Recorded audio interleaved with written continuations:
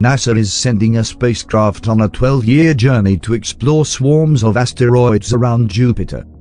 Early this weekend, a new robotic explorer built by NASA is set to launch deep into the solar system, with its sights set on exploring a large swarm of distant asteroids that flock around Jupiter. The uncrewed spacecraft, dubbed Lucy, is the first of its kind to target these mostly unexplored space rocks, in the hopes that studying them will tell us slightly more about how our celestial home came into being. The asteroids that Lucy is visiting are known as the Jupiter Trojans, or simply, the Trojans, named after the Trojan War by the astronomer who first calculated their distinct orbits. They orbit the Sun along the same path as Jupiter, with one large cluster charging ahead of the massive planet and another cluster trailing behind. No spacecraft has ever visited this population of space objects before. But scientists have been eager to study the Trojans up close, as they think these asteroids may provide some clues as to how our solar system materialized. Just like other asteroids in our cosmic neighborhood, the Trojans are thought to have changed very little since they first formed roughly 4.5 billion years ago, during the dawn of the planets. In that way, they serve as baby pictures of the solar system. Even more enticing is the theory that these Trojans didn't form in Jupiter's orbit but came from somewhere else. If that's true, then they could tell us a lot about how the earliest objects and burgeoning planets in our solar system crossed paths in those chaotic first years. We've studied a lot of asteroids and comets, and they all paint certain parts of the picture, Bill Bott, a member of Lucy's science team at the Southwest Research Institute, tells The Verge. But the Trojans, we think, paint another part of the picture, but we're not sure what part yet. The Trojan Source. The mission is named after the famous fossilized skeleton Lucy, a pre-human ancestor discovered in Ethiopia in 1974 that was found 40% intact. That Lucy provided crucial insight into the history of human evolution, and the mission team behind NASA's Lucy hopes their spacecraft will do the same, but this time for our solar system. The original Lucy's name comes from the Beatles' song Lucy in the Sky with Diamonds, which blasted throughout the Ethiopian dig site when excavators found the fossil. Now, NASA is actually sending Lucy into the sky, but the Diamonds the spacecraft will visit are like nothing we've ever seen before. These Trojans, numbering in the thousands, are clustered into two groups around Jupiter. One group, dubbed the Greeks, is in a pretty stable spot 60 degrees ahead of Jupiter in its orbit. The second group, the Trojans, is 60 degrees behind Jupiter. At an astronomical scale, those regions aren't very big. So how did a large group of space rocks wind up there? One idea is that the Trojans are just the leftover rocks that didn't make it into Jupiter when the planet was forming. At our solar system's birth, a giant disk of gas and dust swirled around our sun, and eventually, materials within that disk started clumping together, forming the planets. The Trojans are perhaps the nearby pieces that missed out on becoming Jupiter and instead got captured by the massive planet's gravity in the locations they are now. Another idea, which Bott and others suggested in a study a few years ago, is that the Trojans actually came from somewhere else. Possibly from a group of space rocks that once existed beyond Neptune. Then, the planets played musical chairs and shuffled the Trojans to their current spots. Plenty of scientists believe it's possible that the giant planets, Jupiter, Saturn, Uranus, and Neptune, didn't form in the orbits they hold right now. They think that they formed closer to the Sun, but when the gaseous disk that formed the planets went away, the entire solar system went unstable and the planets shifted. Neptune wound up passing through a giant cloud of objects that existed at the solar system's edge, sending rocks all over the place, possibly a bunch to Jupiter. If that's the case, then the Trojans are the first cousins, as Bott puts it, of objects in the Kuiper belt. A huge cloud of icy space rocks at the outer edges of the solar system that include Pluto and other dwarf planets. We've been to a few Kuiper belt objects before. Studying the Trojans close up could help determine if the objects are similar, and that tells us if the planets actually did move around back in those early days. Plus, scientists just want to know what kinds of space rocks the Trojans are, compared to the other objects that permeate our solar system. It's really what are they? Says Botk.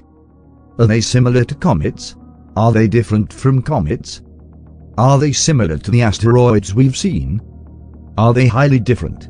You can make a case for almost all the possibilities. So we need to find out. Touring the Trojans. NASA needs to get to the Trojans first, which is no easy feat. Lucy is taking one of the most complex trajectories ever conceived, spanning 4 billion miles over the course of 12 years. During that time, the probe will visit 1 asteroid in the asteroid belt and 7 Trojan asteroids, while also swinging by Earth for some gravity boosts 3 different times. Because of this, Lucy will become the first spacecraft ever to return to Earth after journeying to the outer solar system. To figure out Lucy's spaghetti-like path, NASA and SRI teamed up with Lockheed Martin, which both built the spacecraft and came up with its trajectory. Originally, the mission team hoped to visit 2 different Trojan asteroids, with the goal of orbiting them and taking really high-resolution pictures. But it became clear that putting a spacecraft into orbit around a Trojan was going to cost way too much, exceeding the budget cap that NASA had placed on the mission. Lockheed Martin had to get creative. I said, okay, how can I provide the same kind of science but do it for half the price? Brian Sutter, a mission architect at Lockheed Martin, tells The Verge, adding, rather than stopping at 2 asteroids, why don't we do a flyby of a bunch of asteroids? The mission team gave Sutter a wish list of 20 Trojans they'd like to visit, and he figured out how to visit 2 of them pretty easily within the budget. But he was curious if they could get even more out of Lucy. So he sat down and created, of all things, an Excel spreadsheet. He put in Lucy's proposed path and the known orbits of 750,000 other asteroids, to see if the spacecraft came close to any of them on its journey. I had this cool little spreadsheet that I built, Sutter says. Actually, somebody had seen it once and they called it the most ridiculously complicated Excel spreadsheet they'd ever seen.